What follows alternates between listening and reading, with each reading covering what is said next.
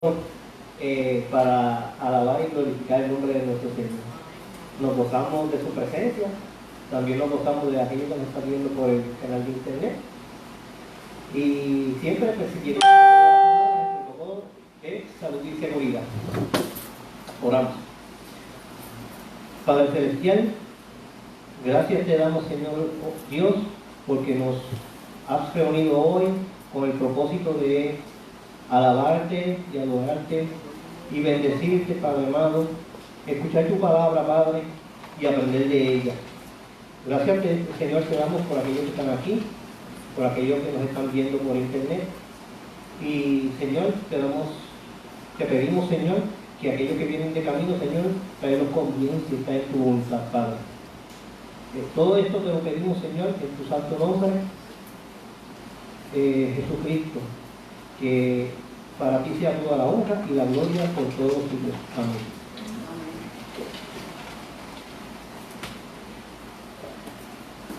Esta mañana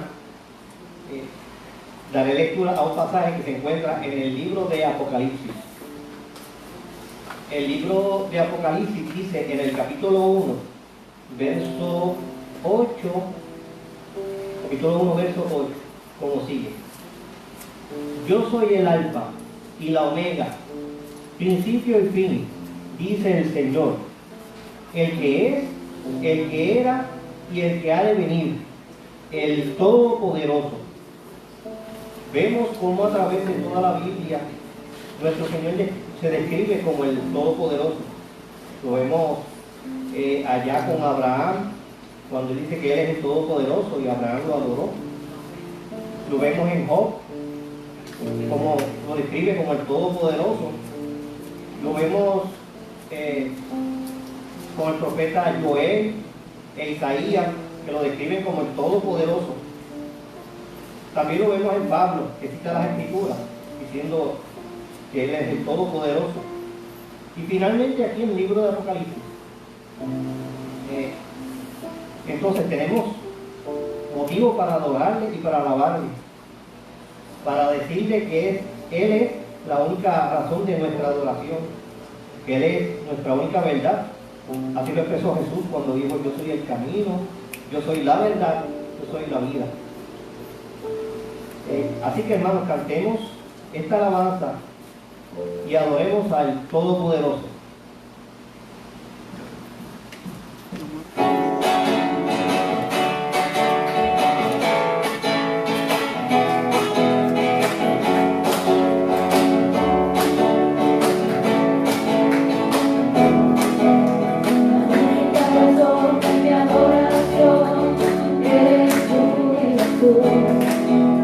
El único motivo para vivir es tu mi Señor.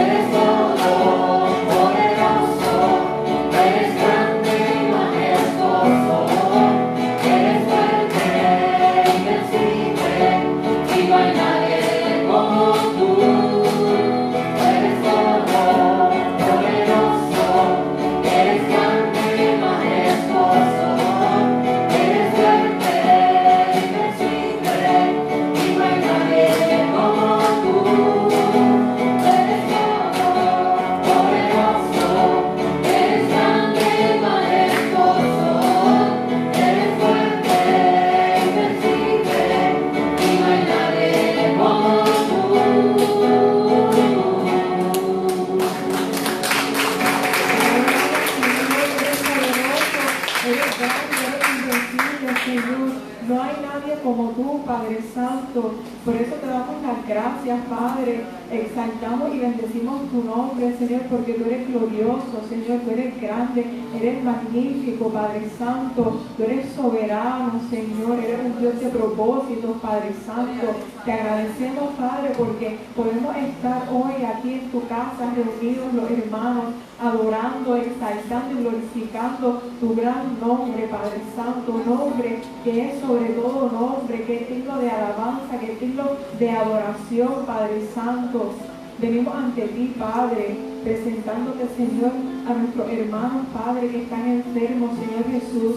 Te pedimos, Padre, que seas tú poniendo tu mano poderosa, Señor, sobre cada uno de ellos, Padre, y que según tu voluntad, Padre, seas tú restaurando, Padre, seas tú sanando sus cuerpos, Padre Santo.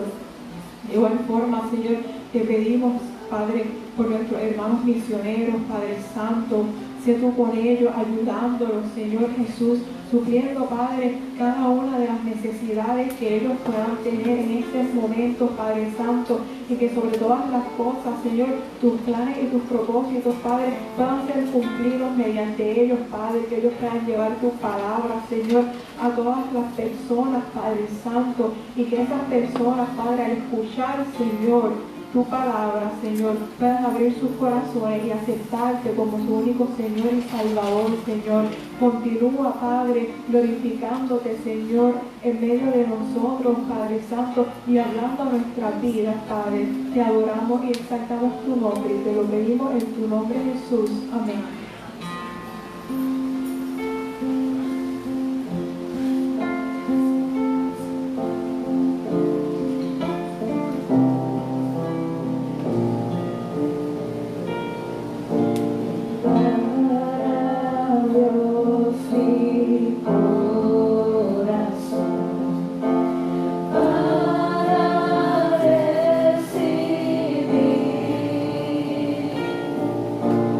Roll.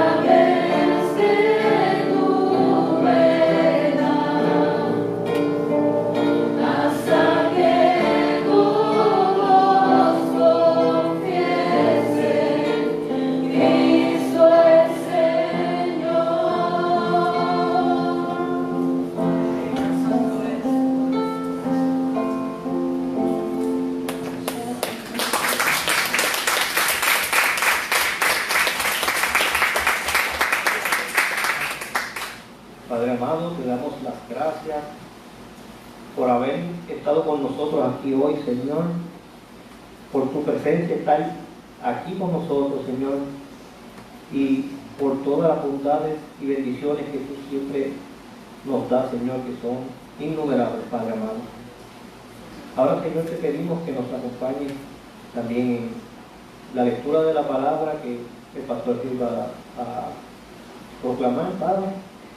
Te pedimos, Señor, que seas tú por medio de él, transmitiéndolo a nosotros, Señor, tu mensaje, Señor, y que sea una enseñanza y que nos pedagogía, Padre amado. Te lo pedimos, Padre, en el nombre de Jesús. Amén.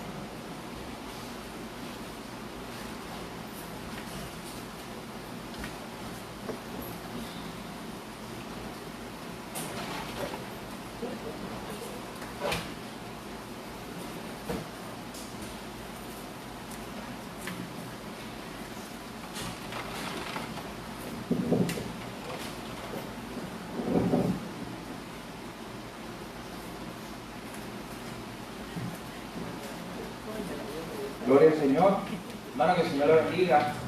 Nos gozamos de estar en la casa del Señor, nos gozamos de poder juntarnos y ver a algunos hermanos que no habíamos visto ya hace un tiempo. Una bendición, ¿verdad?, poder estar juntos acá en la casa del Señor. Saludamos a los hermanos, miembros de nuestra iglesia y otros visitantes que también están con nosotros a través de las redes sociales. Es una bendición también que nos acompañen por este medio y que podamos juntos adorar al Señor como lo hacíamos hace un momento y escuchar su palabra. Agradecidos también del Señor por Robert y su esposa, que hoy también nos acompaña nuevamente. Una bendición tenerlos. Así que estamos gozosos por lo que el Señor hace en nuestra vida, durante toda la semana, cómo vemos la mano de Dios, cómo vemos su cuidado. Hoy, mis hermanos, nosotros vamos a culminar una serie que hemos estado trayendo estos últimos domingos acerca de unos fundamentos para la vida del creyente. Nosotros empezamos hablando acerca del rol de la palabra de Dios en la vida del cristiano. Hablamos del rol de la oración en la vida del creyente. Hablamos de lo que es una vida de agradecimiento. Así que hemos estado los últimos días hablando específicamente sobre algunos fundamentos de la vida cristiana, una serie que hemos presentado esos temas. Hoy cerramos esa serie hablando sobre un pasaje en Hechos capítulo 2, os invito a que lo vaya buscando, versículos 41 al 47, donde allí veremos a la iglesia primitiva viviendo precisamente o practicando todas esas disciplinas que hemos venido hablando estos últimos días, de oración, lectura bíblica, vida de entrega al Señor. Así que yo le invito a que usted busque en su Biblia Hechos capítulo 2, versículos 41 al 47, y se ponga de pie conmigo para darle lectura al pasaje en esta mañana. Hechos capítulo 2, versos 41 al 47. Nuestro sermón para esta mañana es una iglesia verdadera. Dice así la palabra del Señor. Así que los que recibieron su palabra fueron bautizados, y se añadieron aquel día como 3,000 personas, y perseveraban en la doctrina de los apóstoles, en la comunión unos con otros, en el partimiento del pan y en las oraciones. Y sobrevino temor a toda persona, y muchas maravillas y señales eran hechas por los apóstoles. Todos los que habían creído estaban juntos y tenían en común todas las cosas, y vendían sus propiedades y sus bienes, y los repartían a todos según la necesidad de cada uno. Y perseverando unánimes cada día en el templo, y partiendo el pan en las casas, comían juntos con alegría y sencillez de corazón, alabando a Dios y teniendo favor con todo el pueblo. Y el Señor añadía cada día a la iglesia los que habían de ser salvos. Señor, gracias por tu palabra. Padre, hace unos minutos apenas nosotros cantamos, abríamos nuestros corazones y nuestros labios y cantamos, Señor, esta canción que nos hablaba de ti, que nos hablaba, Señor, o que era una petición a ti, Señor, pidiendo que tú nos hablaras a través de tu palabra, que tú nos mostraras a Cristo, Señor. En esa misma alabanza decíamos, ¿a dónde más iremos si solamente tú tienes palabras de vida eterna? Señor, por eso en esta mañana nos reunimos y no vamos a otro lugar que no sea tu palabra para recibir esa palabra de vida eterna que solamente tú nos das, Señor. Señor, abre nuestros ojos en esta mañana tu palabra y nuestros corazones. Edifica nuestras vidas hoy a través de ella. Gracias te damos, en el nombre de Jesús te lo pedimos. Amén. Hermanos, se pueden sentar. Como les decía, hoy esperamos culminar ya esta serie de sermones y estamos ya preparándonos. Invito a que usted en su estudio personal vaya estudiando la carta a los Colosenses. Si el Señor así lo permite, es la próxima serie que estaremos predicando, la carta a los Colosenses. Ya pronto estaremos comenzando una serie de sermones sobre esa carta, así que lo invito a que usted vaya estudiando ese libro. Bien, ¿cómo eran los primeros cristianos? Es una pregunta que nosotros constantemente nos hacemos. ¿Cómo ellos practicaban su fe? ¿Cómo ellos vivían su fe? Nosotros en la Biblia tenemos el libro de Hechos, que es un libro, mis hermanos, que recoge precisamente la historia de estos primeros años de los cristianos, de la fe cristiana. Y aquí, específicamente en el pasaje que veremos hoy, vamos a ver una descripción de cómo eran estos primeros cristianos. Veremos a través de este pasaje del libro de Hechos algunas características, al menos veremos 5 características de esta iglesia primitiva que aparece aquí en el inicio del libro de los Hechos. El libro de los Hechos, mi hermano, fue escrito por Lucas, el mismo que escribió el Evangelio según Lucas. Él escribió este libro aproximadamente en el año 60-62 después de Cristo, y el libro de Hechos es prácticamente como una continuación. Hay algunos escritores bíblicos que no les gusta incluso llamarlo parte 1 y parte 2 al libro de del Evangelio según Lucas, parte 1, y al libro de Hechos, la segunda parte de lo que es esa obra. Sino que muchos escritores bíblicos lo que destacan es que es un solo volumen. Es una idea general que Lucas está escribiendo ahí. Lucas lo que quería escribir era la historia de quién era Jesús, y por eso en su Evangelio empieza con su nacimiento y todos esos detalles, qué hizo Jesús, su ministerio y su obra, y luego Lucas recoge en el libro de los Hechos ese proceso de cuando Jesús ascendió a los cielos, le dejó una encomienda a su iglesia y les prometió algo. Les prometió que el Espíritu Santo estaría con ellos. Así que el libro de Hechos, mis hermanos, de hecho hay algunas personas que dicen que a este libro podemos llamarle los Hechos del Espíritu Santo a través de los apóstoles. Porque eso es lo que vemos aquí, cómo la iglesia del Señor se fue edificando cuando Cristo ya ascendió a los cielos. Lo que se presenta, mi hermano, en este pasaje que veremos esta mañana, es lo que el pastor Martin Lloyd-Jones ha llamado el cristianismo auténtico. Este pastor inglés nos dice que lo que encontramos aquí, en este pasaje de Hechos, es el cristianismo auténtico. Decía ese predicador que lo que vemos aquí es el patrón al cual como iglesia nosotros debemos mirar constantemente. Y usted sabe que es lamentable que hoy, hermano, nosotros tenemos muchas personas, incluso muchas iglesias, que quieren seguir el modelo de lo que es la iglesia, pero según los parámetros del mundo. Que quieren hacer iglesia, pero han dejado el libro fundamental, han dejado la palabra de Dios a un lado. Y aquí, mi hermano, encontramos este modelo. Así que veamos entonces estas 5 características de esta iglesia primitiva que aparecen aquí en Hechos capítulo 2. Miren conmigo la primera de ellas, allá en el verso 42. Comencemos ahí en el versículo 42 y veamos esa primera línea. ¿Qué es lo primero que se nos dice? Cuando se nos describe a la iglesia de los Hechos, ¿qué es lo primero que se nos dice de esta iglesia en esa descripción? Noten ahí que se nos dice que perseveraban en la doctrina de los apóstoles. Esta iglesia que se fue formando, cuando usted ve el contexto aquí, nos dice Lucas en Hechos capítulo 2, que Pedro, lo vamos a ver ahorita, Pedro comenzó a predicar un sermón allá en el día de Pentecostés. Fueron como 3,000 personas que se convirtieron ese día, fueron bautizados, fueron agregados a la iglesia.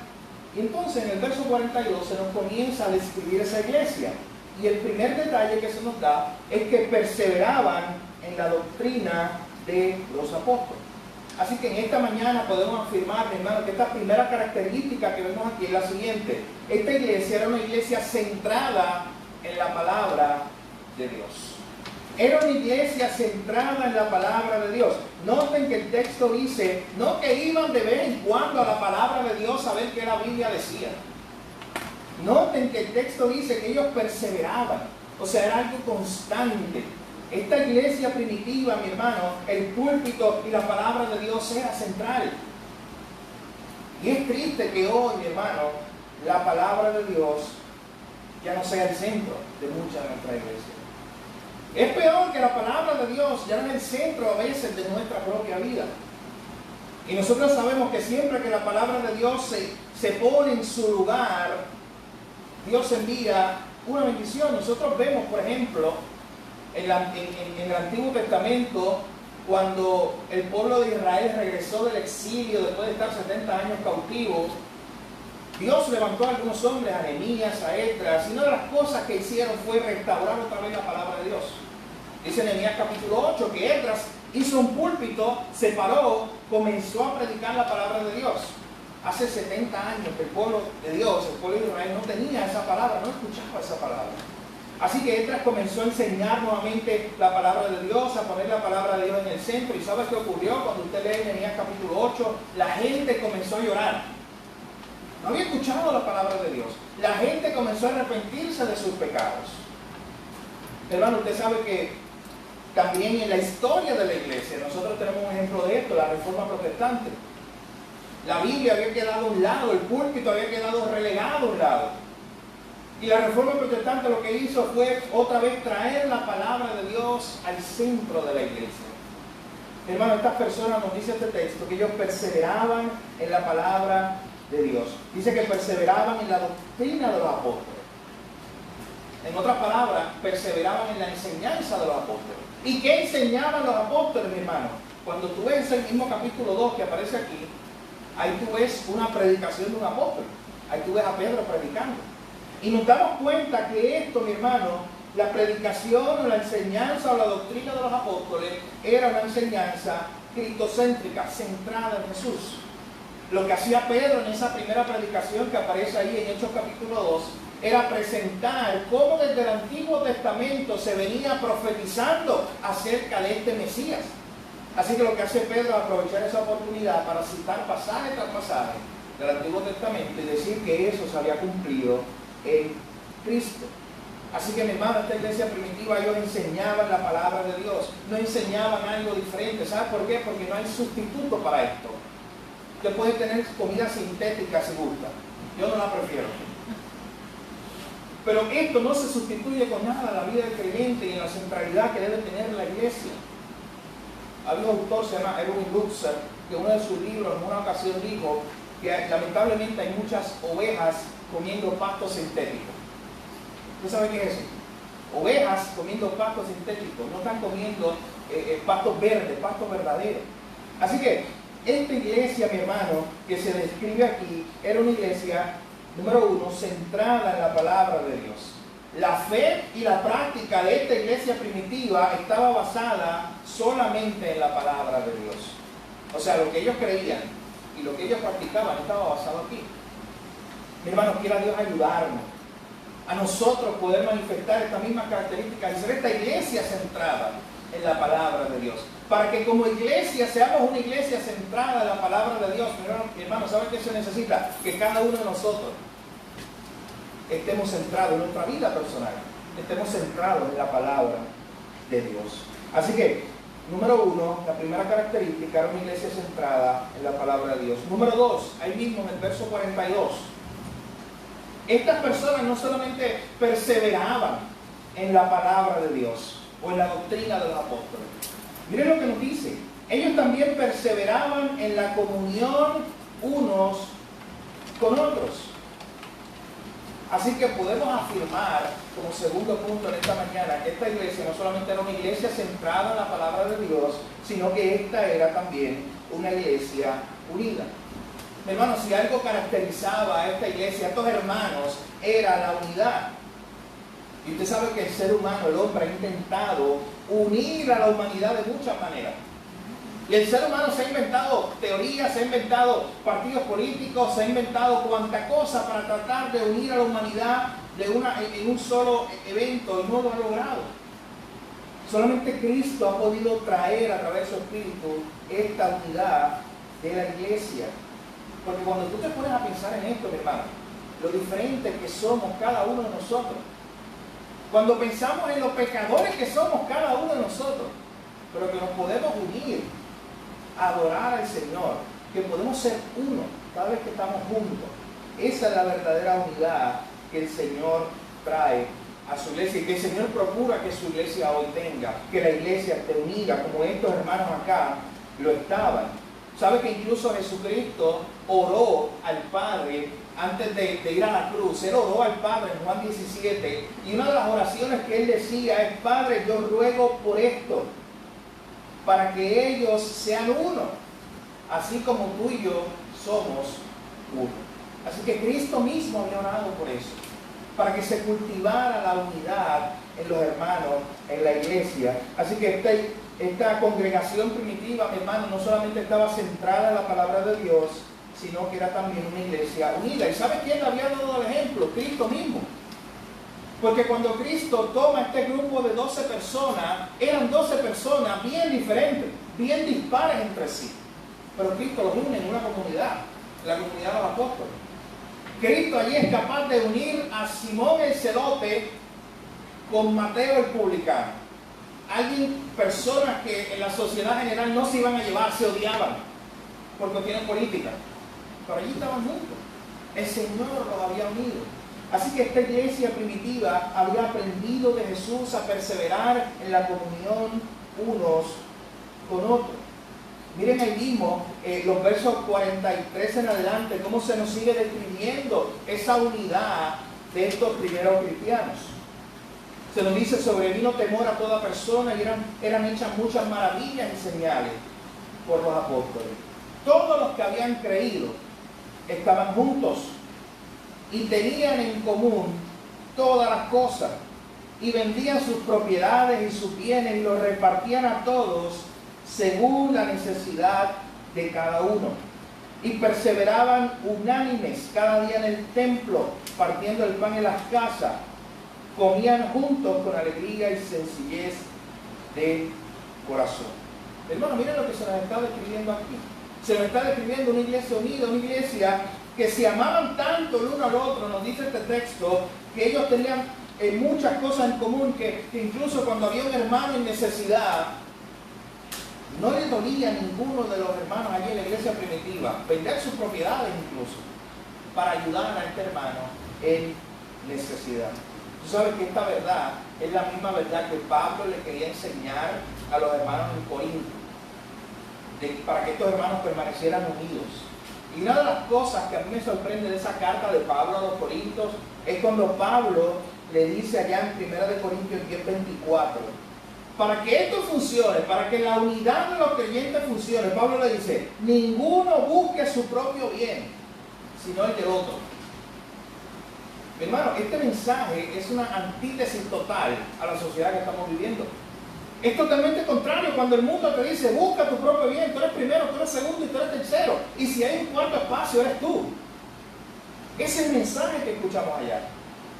Pero mi hermano, la Biblia entonces nos llama a una vida de rendimiento, de entrega al otro, al prójimo, mirando a la cruz, el mayor ejemplo de entrega, el mayor ejemplo de uno que no buscó su propio bien, sino el del otro. Así que para que esta unidad que aparecía ahí en Hechos capítulo 2, de que ellos estaban juntos, unánimes, noten la forma en que Lucas, el autor, quiere enfatizar esta idea de que ellos verdaderamente estaban juntos. Para que esto funcione, mi hermano, necesitamos vivir con estas características que aparecen aquí, con ese consejo de Pablo allá en 1 Corintios 10, ninguno busque su propio bien, sino el del otro. Así que número 1, esta era una iglesia centrada en la palabra de Dios. Número 2, esta era una iglesia unida. Número 3, esta era una iglesia obediente al Señor.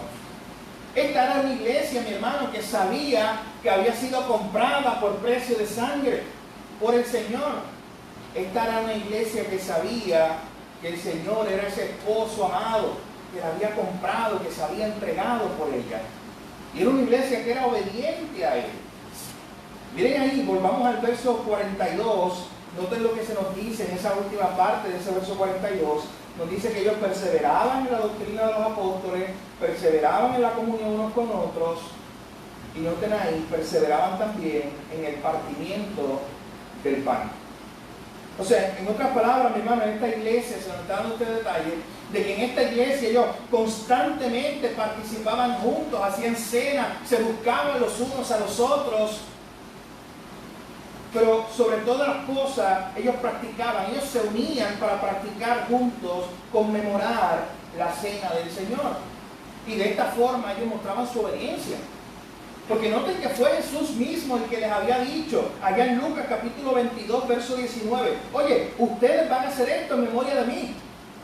Cuando ustedes se reúnan, hagan esto en memoria de mí. Y dice que Jesús tomó el pan y tomó la copa, estableció lo que nosotros conocemos como la cena del Señor, esa conmemoración, ese recordatorio, mi hermano. Cada vez que tomamos la cena, lo que estamos haciendo es recordando ese evento de la cruz, ese cuerpo de Cristo que fue roto allí, esa sangre que fue derramada.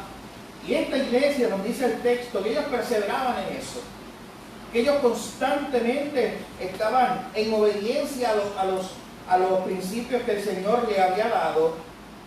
Y ellos perseveraban en esta cena del Señor.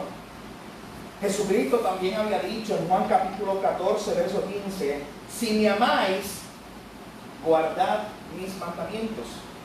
Ya Jesús la estaba enseñando a sus discípulos antes de irse. Si me amáis, guardad mis mandamientos. Luego en Juan 14:21 Jesucristo también le había dicho: el que tiene mis mandamientos y los guarda, aquel es el que me ama. Y el que me ama será amado de mi Padre, y yo le amaré y me manifestaré a él.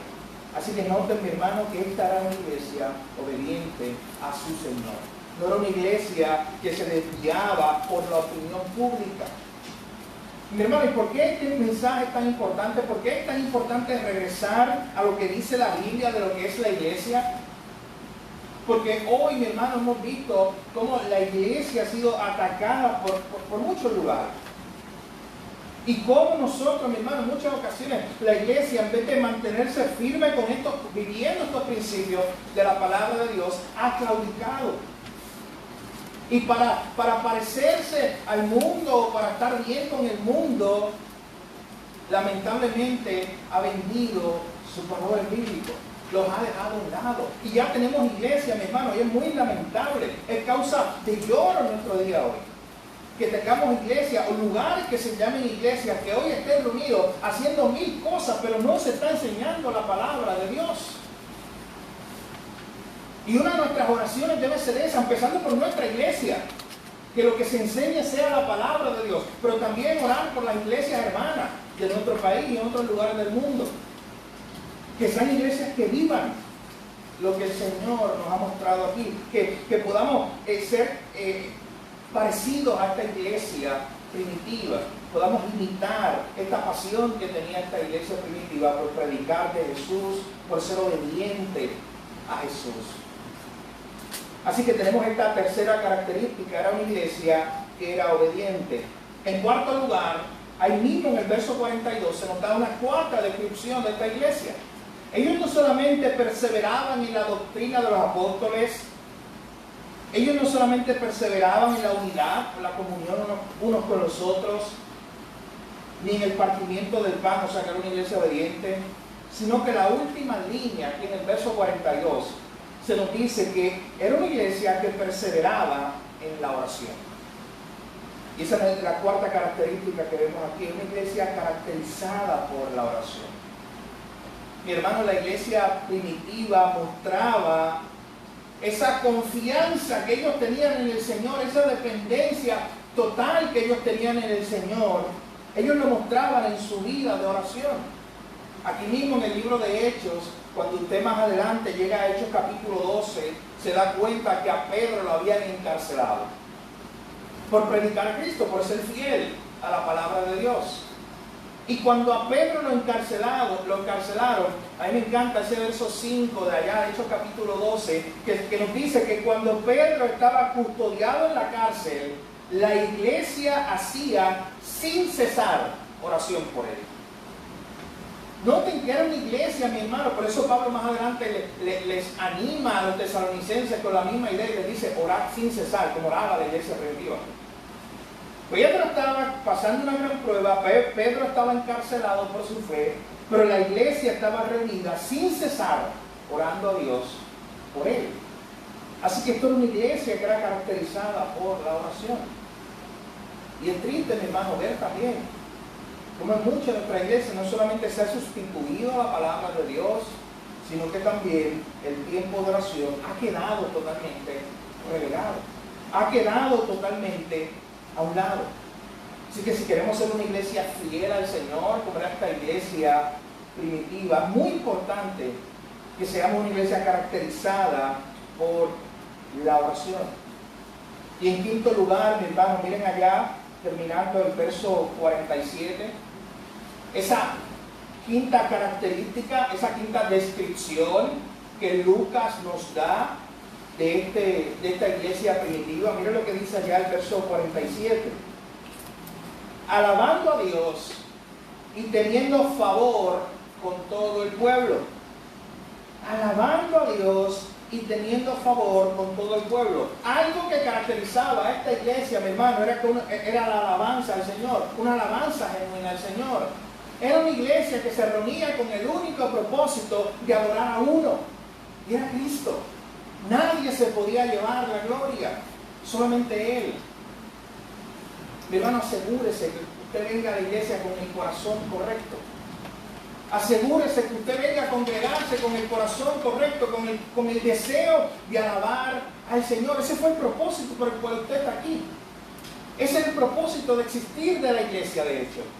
Glorificar al Señor. Usted venga cada día, mi hermano, con ese deseo, sabiendo que ese domingo usted se va a reunir con otros hermanos que también están apasionados por el Señor y juntos van a adorarlo a Él. Hermano, la iglesia existe para glorificar a Dios. Estamos llamados a poner su nombre en alto. A mí me encanta una porción que Pablo en sus cartas pastorales le dice a Timoteo. En una ocasión Pablo le dice a Timoteo: oye, Timoteo, la casa de Dios, empieza a describir la casa de Dios, es un baluarte, es una columna y un baluarte de la verdad.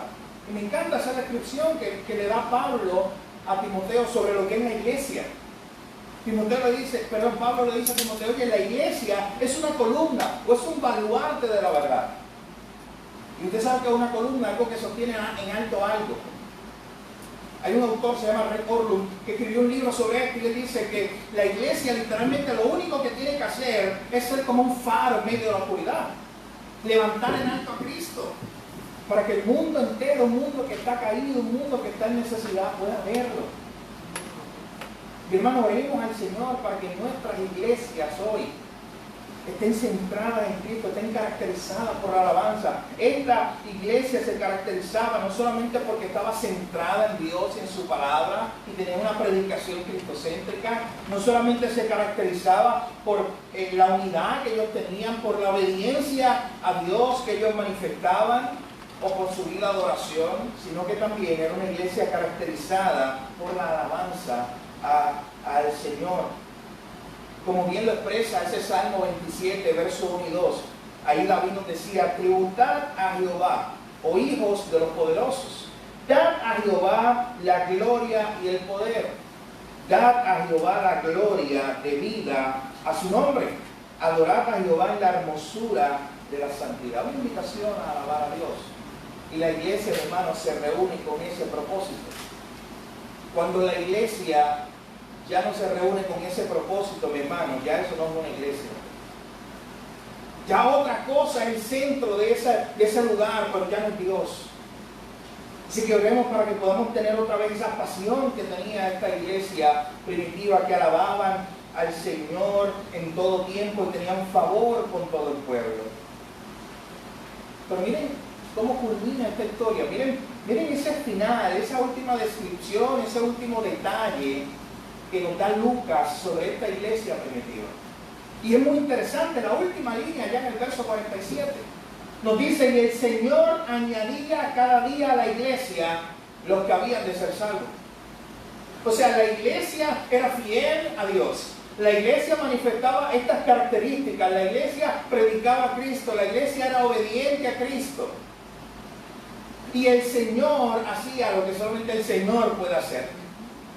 Hermano, ninguno de nosotros puede salvar a alguien. La iglesia no salva a nadie, la iglesia. La iglesia es la congregación de los salvados por Cristo. Y es importante recordar esto, que era el Señor el que añadía a la iglesia los que habían de ser salvos. Hermano, esto nos recuerda que la salvación es una obra solamente de Dios, por gracia, es un acto de Él. La iglesia es obediente a proclamar fielmente a Cristo, pero solamente es el Señor el que añade a la iglesia los que habían de ser salvos. Él, dentro de su soberana voluntad, mi hermano, nos ha traído aquí. Él, dentro de su soberana voluntad, te escogió a ti un día que estaba perdido o perdida. Me escogió a mí un día que estaba perdido en mis pecados. Me salvó y me trajo a su iglesia. Me añadió a su iglesia por pura gracia. Y es importante recordar esto también. Es el Señor el que añadía a la iglesia los que habían de ser salvos. Es el Señor que por su acto soberano de gracia salva a pecadores, les da una nueva vida eterna, les da una nueva identidad y no los deja solos, les da una comunidad. Por eso la iglesia es tan importante. Mi hermano, por eso nosotros extrañamos tanto esto. Por eso no deje de orar para que podamos estar juntos otra vez. No deje de orar por eso, para que la iglesia completa podamos estar juntos. Porque no hay nada que sustituya eso. Hermano, usted no sabe lo difícil que era hablarle a una cámara por 3 meses. Es muy difícil. Es muy difícil nosotros, mi hermano, es saber que sí, ustedes están conectados a la distancia, pero no están allí en la comunidad, lo que esta gente vivía. Mi hermano, no hay nada que sustituya este diseño de Dios para la iglesia. Por eso vuelvo y repito, hoy, pídale todos los días, Señor, ten misericordia, permite en tu gracia que podamos estar juntos otra vez. Porque cuando estamos juntos, hermano, nos edificamos unos a otros, como dice muchas de las cartas del Nuevo Testamento. Cuando estamos juntos, nos gozamos por lo que Dios está haciendo en nuestra vida. Cuando estamos juntos, nos exhortamos los unos a los otros. Así que esa sea también, mi hermano, le invito, esa sea una de nuestras oraciones. Nos preguntamos para terminar, ¿existen estas características en la iglesia el día de hoy? Cuando vemos a grosso modo lo que es la iglesia, lo que se ha presentado como iglesia en el mundo, podemos afirmar que podemos describirla como se describía la iglesia aquí en el libro de Hechos. Pero también nos preguntamos, ¿existen estas características en nuestra iglesia, en nuestra congregación? ¿Y qué vamos a hacer nosotros, mi hermano? Si nos damos cuenta que no existen estas características en nuestras iglesias hoy. Hoy nosotros debemos rogar al Señor, pedirle al Señor, mi hermano, para que nuestra iglesia sea una iglesia centrada en la palabra de Dios, sea una iglesia caracterizada por la obediencia, por la unidad, por la alabanza, por la oración. Y mientras nosotros somos esa iglesia, esa esposa del esposo amado de Cristo, mientras nosotros somos esa esposa, confiamos en su obra soberana, mientras Él añade a la iglesia lo que hay de ser salvo, porque eso es una obra, vuelvo repito, de Él. En ocasiones, mi hermano, nosotros nos rompemos la cabeza intentando y diciendo, oye, ¿cómo yo voy a hacer esto para salvar a esta persona? Como si eso estuviera en nosotros. Cuando nuestro trabajo, mi hermano, es ser fiel en la predicación de Cristo, en la predicación del Evangelio. Y el Señor trae su obra, el Señor hace su obra. Cuando nosotros somos fieles, mi hermano, el miércoles yo les enviaba un texto de 2 Corintios capítulo 5, versículo 17 en adelante. Y ese texto nos recordaba como iglesia que se nos ha dado el ministerio de la reconciliación. Que ahora nosotros vamos al mundo y le decimos, reconciliados con Dios. Ya Cristo fue ese mediador que reconcilió a un Dios santo con un hombre perverso y pecador como yo. Y ahora a la iglesia le toca esa tarea. Simplemente ser fiel y llevar este mensaje al mundo. El Señor es el que salva. Nosotros descansamos en eso. Pero somos fieles, mi hermano. Roguemos al Señor en esta mañana que el Señor nos ayude a ser fieles en esta tarea que se nos ha comentado. Unirnos a esa misión de Dios y ser la iglesia que Él quiere que nosotros seamos. Ser una iglesia conforme a lo que dice la palabra de Dios. No lo que dicen los últimos modelos, sino lo que dice la palabra de Dios. Hermano, oremos en esta mañana, pero no se olvide de presentar diariamente al Señor esta petición para que podamos vivir estas características que se presentan aquí y para que sobre todas las cosas podamos pronto, mi hermano, tener esa bendición, porque es una bendición, un privilegio, y yo sé que muchos de ustedes lo han visto así. O sea, cuando se nos priva de algo, a veces nos damos cuenta del valor que eso tenía. Y llevamos cuántos meses ya privados de reunirnos. Y muchas veces nos hemos dado cuenta de que esto no era monotonía, de que yo no venía un domingo por venir, de que había algo más, de que yo venía con el propósito, número uno, de glorificar, de adorar a Dios, pero sabía que allí en la iglesia iba a ser edificado por mis hermanos. Oremos al Señor. Señor, gracias te damos en esta mañana. Gracias por tu palabra, Señor. Gracias porque tu palabra siempre nos edifica, Señor, nos redarguye, nos corrige, nos guía, Señor, en el camino eterno. Gracias por recordarnos en esta mañana esta descripción, estas características de esta iglesia en el libro de Hechos, Señor. Señor, ayúdanos a volver a ese cristianismo genuino. Ayúdanos a volver, Señor, a ser esa iglesia que tiene pasión por ti. Ayúdanos a ser esa iglesia, Señor, donde solamente eres tú el centro, Señor. Donde nadie ni nada se lleva la gloria, sino solo tú, Señor. Oh Padre, ayúdanos a ser una iglesia centrada en tu palabra. Que lo que se predique desde el púlpito, lo que se enseña a los niños, Señor, y en cada clase, sea tu palabra, Señor. Ayúdanos a ser una iglesia, Señor, unida por ti, Señor, por tu amor, por tu gracia. Ayúdanos a ser una iglesia obediente, Señor, a tu mandato y a tu palabra, a tu principio, Señor. Que no nos amoldemos al mundo, Señor, sino que sigamos siendo faros en medio de la oscuridad, Señor, que sigamos proclamando con pasión tu palabra. Señor, ayúdanos a ser una iglesia que no cese en la oración. Que seamos una iglesia caracterizada por la oración, porque mientras más oramos, mostramos que más dependemos de ti, Señor. Padre, también te pedimos, Señor, que nos ayudes a ser una iglesia caracterizada por la alabanza. Que nunca se nos olvide el propósito por el cual nos reunimos cada día aquí, Señor. Que es glorificar a aquel que se entregó por nuestros pecados, aquel que entregó su vida, que murió, que resucitó el tercer día y que ahora está sentado a la diestra de Dios. Señor, que nunca se nos olvide la razón de existir de la iglesia, de reunirnos. Señor, confiamos que mientras somos fieles predicando tu evangelio, tú añadirás a la iglesia aquellos que han de ser salvos, porque eso es una obra que es solo tuya, Señor. Oh Señor, aprovechamos en esta ocasión y te rogamos y te pedimos que tengas misericordia, Señor, y que permita, Señor, en tu infinita gracia, que podamos pronto estar juntos los hermanos aquí en la congregación. Señor, te pedimos que de acuerdo a tu voluntad podamos ver ese momento llegar donde otra vez estemos juntos, Señor, unidos, un domingo aquí adorando, alabando y glorificando tu nombre. Viendo lo hermoso que es el estar los hermanos juntos en armonía, edificándonos unos a otros, Señor. Te pedimos, Señor, que ese tiempo llegue pronto de acuerdo a tu plan soberano. Es nuestra petición, es nuestro deseo, Señor, en esta mañana. Oh Padre, ayúdanos a ser fieles, a amar tu palabra y ir a la luz de ella, Señor. Gracias te damos en esta mañana. En tu nombre te lo pedimos todo, Jesús. Amén. Hermanos, pidámosle al Señor, como le decía, que nos ayude a ser fieles en esta encomienda, en esta tarea que Él nos ha dado. Yo repito, para que podamos como iglesia, ser una iglesia caracterizada por todas estas características o descripciones, eso empieza por nosotros.